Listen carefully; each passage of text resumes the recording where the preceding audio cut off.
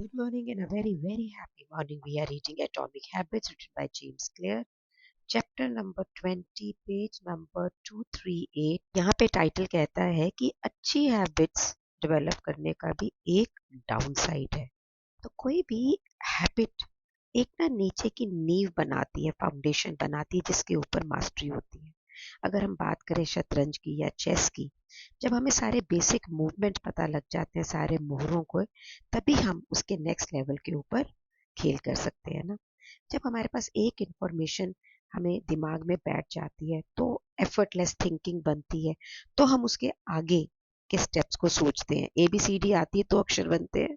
तो अगर एक बेसिक लेवल की मूवमेंट, सिंपल मूवमेंट्स हमको आती है तो हम एडवांस्ड लेवल की चीज़ों के ऊपर जाते हैं। तो कोई भी चीज़ को अगर आपको एक्सीलेंटली करना है तो उसका पहला स्टेप क्या है कि उसके बेसिक लेवल को मास्टरी करनी है, तब तक कि वो आपके हैबिट में आ जाए। और हैबिट आती कैसे?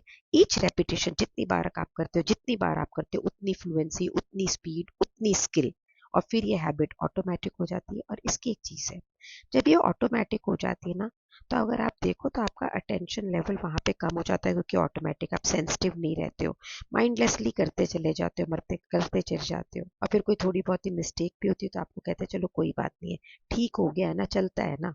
तो हैबिट का एक फ़ायदा क्या है कि हम चीज़ों को एफर्टलेसली कर सकते हैं। और हैबिट बनने का एक नुकसान क्या है कि हम बिना अटेंशन के छोटी मोटी गलतियों के साथ उसको करते ही चले जाते हैं, और हमको लगता क्या है कि हम क्योंकि बार बार कर रहे हैं तो हमें शायद एक्सपीरियंस ज़्यादा आ रहा है। हम हैबिट को रीइंफोर्स तो कर रहे हैं लेकिन इम्प्रूव नहीं कर रहे हैं। बल्कि रिसर्च ये भी कहती है कि जब हमें किसी चीज़ का अभ्यास हो जाता है ना, तो वहाँ पे परफॉर्मेंस में डिक्लाइन हो जाता है। देखो, हम पहली बार जब रोटी बनाना भी सीखते हैं, कितने उसको अच्छे से गोल करते हैं, बिल्कुल फुलाने की कोशिश करते हैं, पर जब आदत में आते हैं थोड़ी कम भी फूलती है तो हमें चलता है ना, ये चलता है, चालू हो जाता है। तो हमें कोई चिंता करने की ज़रूरत नहीं है कि अरे मैं तो यहाँ पे परफॉर्मेंस में नीचे जा रहा हूँ, थोड़ा इस तरह से चलता है तो ठीक है, क्योंकि आप उस पर थोड़ी एनर्जी कम लगाएंगे तो आगे आने वाले लेवल के ऊपर आप ज़्यादा लगाएंगे ना। एक बात का हमें ध्यान रखना पड़ेगा कि अगर हमको अपनी क्षमताओं को मैक्सिमाइज करना है और हम एकदम एक अचीव करना चाहते हैं परफॉर्मेंस की बेस्ट लेवल, तो हम अंधों की तरह काम तो नहीं कर सकते कि गलतियां हो रही तो चल रही हैं। तो एक्सेप्शनल बनने के लिए हमें अप्रोच तो अपनी थोड़ी ऐसी लानी पड़ेगी कि जहाँ पर हम मास्टरी क्रिएट कर सके। तो हमें कॉम्बिनेशन क्या करना पड़ेगा? हैबिट, एक आदत को क्रिएट करना, फिर डेलिबरेट प्रैक्टिस, सोच के उसकी और प्रैक्टिस करनी, एक्सीलेंस क्रिएट करनी, ये हमें मास्टरी देगा। मैं मेरे स्टूडेंट्स को भी जब कराती हूँ तो स्टेप बाय स्टेप कराती हूँ। बहुत सारे मेरे को ये बोलते हैं, जो पुराने पैकर्स होते हैं, आप इतना बेसिक से क्यों शुरू करती हैं? The thing is, when basic becomes automatic, then the level of mastery comes easily to you. जैसे एक सर्जन होता है, पेज नंबर 240 पे वो कहता है, अगर उसको बेसिक बॉडी ओपनिंग में जब वो मास्टर हो जाता है कि भाई आंख बंद करके भी कर सके ना, तो वो इतने बॉडी के अंदर जो वेरिएबल्स होता है, जो इतनी वेन्स, इतनी ये, इतना वो, तो सर्जरी के टाइम पे वो मास्टरी तभी कर सकता है क्योंकि उसका बाकी काम एफर्टलेसली उसकी आदत में है। मास्टरी क्या है कि किसी भी प्रोसेस को अपने फोकस से उसके छोटे छोटे एलिमेंट्स तक इतना पक्का कर लेना कि वो बिल्कुल आप उसमें मास्टर हो जाएं, आपने उस स्किल को बिल्कुल इंटरनलाइज कर लिया है। और फिर जब वो इंटरनलाइज हो गया, आपकी फाउंडेशन बनी, तो आप नेक्स्ट लेवल पे आगे गए डेवलपमेंट के लिए। कोई भी आप काम कर रहे, जितनी बार करते हैं वो आसान होता चला जाता है कि नहीं चला जाता, बताइए? हर हैबिट जो आप जिस लेवल पे सीख लेते हैं, ये आपको तैयार करती है आगे की परफॉर्मेंस के लिए, और ये एंडलेस है, ये पूरी जिंदगी ऐसे ही चलता है। तो हैबिट्स तो पावरफुल हैं, लेकिन आपको कॉन्शियस रहना है कि आप उसको बराबर इम्प्रूव करें, रिफाइन करें। आपको ये बिल्कुल अवॉइड करना है कि ये जो कॉम्प्लेसेंसीज नहीं होती कि भाई बिल्कुल चलो चल रहा है, इसमें से निकले। तो इसका सॉल्यूशन क्या है कि एक सिस्टम क्रिएट करें रिफ्लेक्ट करने का और रिव्यू करने का। चलिए देखते हैं कि हैबिट्स को रिव्यू कैसे किया जा सकता है और एडजस्टमेंट्स कैसे करेंगे। यहाँ पे एक एग्जांपल दे रहे हैं, 1986 के अंदर एक लॉस एंजलिस के अंदर बास्केटबॉल की जो टीम थी, उन्होंने बहुत अच्छा खेला और लोगों को लग रहा था कि ये बहुत ही आगे तक जाएगी, लेकिन ऐसा नहीं हुआ। उनके कोच थे रिले, वो बिल्कुल थक गए जब लोग कहते थे तुम्हारे पास तो बहुत टैलेंट है, तुम्हारे प्लेयर्स ऐसे हैं, तुम्हारे प्लेयर्स वैसे हैं।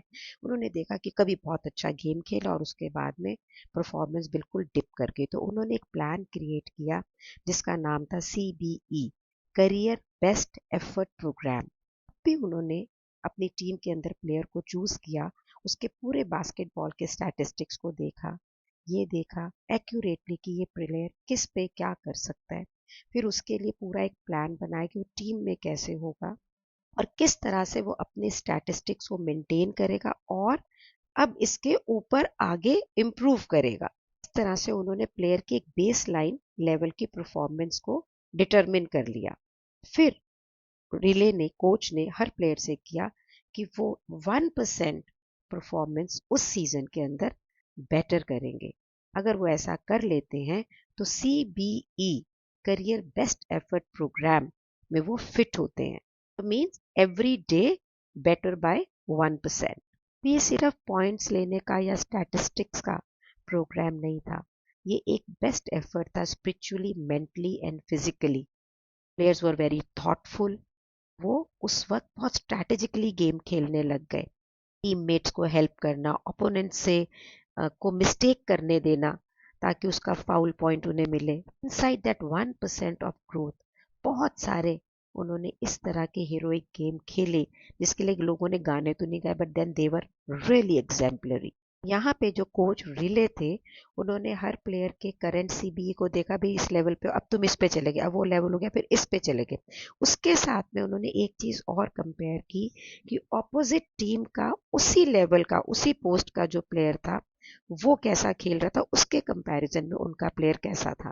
फिर प्लेयर्स को ऑनर करने के लिए जो बहुत अच्छा कर रहे थे, जो रिले थे, उन्हें जो टॉप परफॉर्मर्स थे ना उनको ब्लैक बोर्ड के ऊपर नाम लिख के ऑनर किया। ये सिर्फ 1 या 2 दिन के स्टैटिस्टिक्स नहीं थे, उन्होंने ईयर बाय ईयर 1985, 1986 उन सबको उसी तरह से मतलब कंपेयर करते गए कि हम लास्ट ईयर कहाँ थे, अब कहाँ पर हैं। और 8 महीने के यू नो रेगुलर प्रैक्टिस से देवर NBA चैंपियन। उसके अगले साल 20 साल में ऐसा पहली बार हुआ कि किसी टीम ने NBA की चैंपियनशिप 2 बार इकट्ठे जीती हो। रास्ता क्या है सफल होने का, कि चीज़ों को अच्छे से करना और फिर उसी तरह से बार बार करना, हर बार करना। तो CBA प्रोग्राम ऐसा ही था। उसने क्या हेल्प की प्लेयर को, प्लेयर्स तो टैलेंटेड थे ही, प्रोग्राम ने हेल्प की कि उनकी जो बेस्ट अंदर से पोटेंशियल थी उसको बाहर निकाला, उनकी हैबिट्स को इम्प्रूव किया रादर देन डिक्लाइनिंग इट। अपने काम पे रिफ्लेक्ट करना कि मैं क्या कर रहा हूँ, कैसे कर रहा हूँ, इसको कैसे इम्प्रूव करूँ, उसको रिव्यू करना एक आपको अनेबल करता है, क्षमता देता है कि आप अपनी सारी हैबिट्स को इम्प्रूव करें। आपको सचेत करता है कि आप कहाँ पे गलतियाँ कर रहे हो, कहाँ पे पॉसिबल पाथ है इम्प्रूवमेंट का।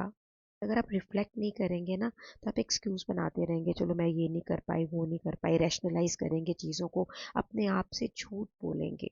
रिफ्लेक्शन ही एक तरीका है जहाँ पे आप डिटरमिन कर सकें कि आप पहले से बेटर परफॉर्म कर रहे हैं या वर्स परफॉर्म कर रहे हैं।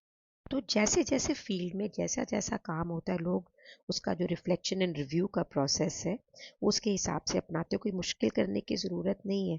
यहाँ पे एक ओलंपिक गोल्ड मेडलिस्ट जो है केनियन के, वो हर रोज़ जब प्रैक्टिस करते हैं तो हर रोज़ रिव्यू करते हैं कि भाई आज की मेरी ट्रेनिंग के अंदर मैंने क्या इम्प्रूवमेंट की, मैं क्या इम्प्रूवमेंट कर सकता हूँ। गोल्ड मेडलिस्ट स्विमर केटी जो है वो हर रोज़ 1 to 10 के स्केल के ऊपर ये देखती हैं मैं कितना सोई, कितना मैंने न्यूट्रिशन किया, आज मेरी प्रोग्रेस क्या रही। दूसरे कॉम्पिटिटर जो स्विमर्स हैं उनके टाइम रिकॉर्ड्स भी चेक करती हैं और हर हफ्ते के एंड के अंदर वो अपने कोच को ये सारे नोट्स देती हैं और फिर वो लोग उसको आगे डिस्कस करते हैं। ये सिर्फ एथलीट्स की बात नहीं है। एटीएन क्रिस रॉक्स जो है वो भी ना जब अपनी परफॉर्मेंस देते थे तो एक नोट रखते थे कि किस जोक के ऊपर लोग हंसे, किस पे उनका क्या रिएक्शन था, कहाँ पे मुझे क्या एडजस्टमेंट करनी, कहाँ यहाँ नहीं करनी है, कहाँ किलर लाइन ऐड करनी है, कहाँ नहीं करनी है।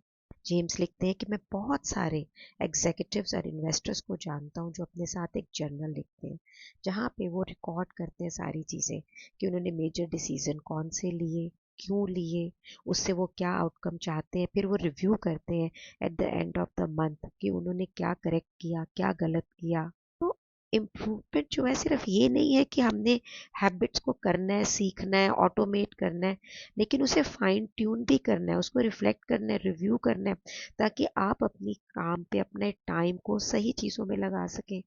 आप जहाँ जहाँ ज़रूरत हो अपने रास्ते को बदल सकें। वो प्रैक्टिस तो नहीं करना चाहेंगे ना जो अब इनइफेक्टिव हो चुकी है। सो जेम्स कहते हैं मैं भी अपने पूरे साल का ब्यौरा रखता हूँ कि मैंने कहाँ ट्रैवल किया, मैंने क्या लिखा, कितने आर्टिकल लिखे, मैं पूरा, और फिर मैं अपने आप से 3 प्रश्न पूछता हूँ। इस साल मैंने क्या क्या अच्छा रहा, इस साल क्या अच्छा नहीं रहा, और इस साल मैंने क्या सीखा।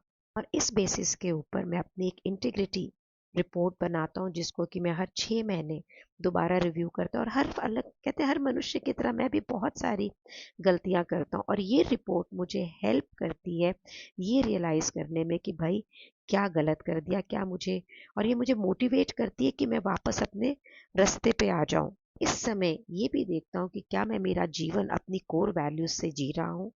अपनी इंटीग्रिटी रिपोर्ट में ये 3 क्वेश्चंस के आंसर मांगता हूँ।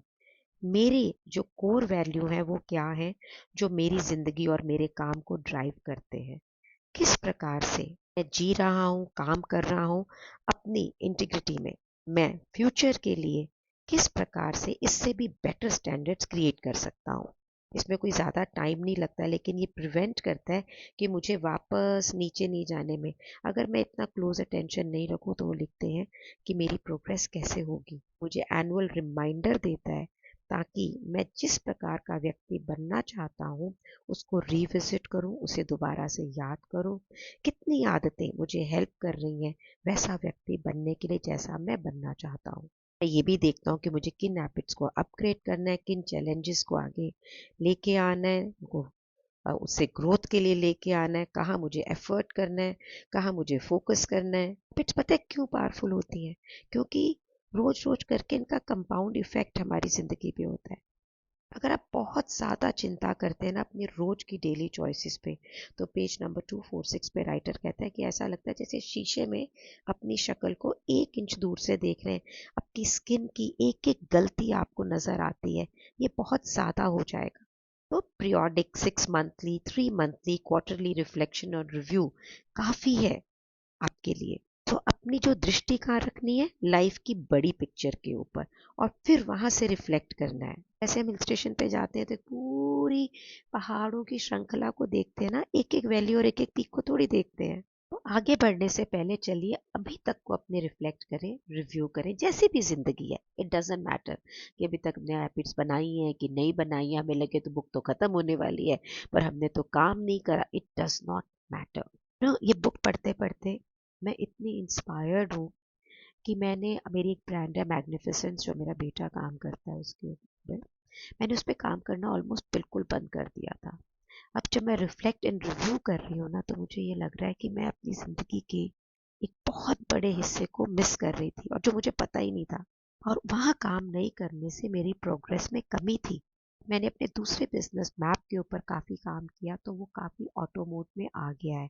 तो एक बिजनेस को अब मैं सिर्फ रिफ्लेक्ट रिव्यू करके उसको बेटरमेंट पे लगूंगी, वाइल जिस बिजनेस को मैंने तकरीबन 1.5 साल से बहुत काम नहीं करा करा पर बहुत नहीं किया, उसको अब मैं दोबारा ग्रो करूंगी। और ये मालूम है क्यों हो रहा है? क्योंकि आपके साथ मैं इस खूबसूरत जर्नी में हूँ जहाँ हम इकट्ठे बुक पढ़ते हैं, उसको अपनी ज़िंदगी में लेके आते हैं और इम्प्रूव करते हैं।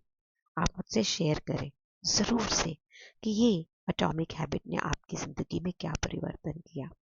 चैनल को सब्सक्राइब करें अगर आपने नहीं किया है, और आई एम वेरी श्योर कि आप अपने पूरे परिवार के साथ इस परिवर्तन के मार्ग पे ज़रूर हो। And thank you so much for being in my life. Thank you so much.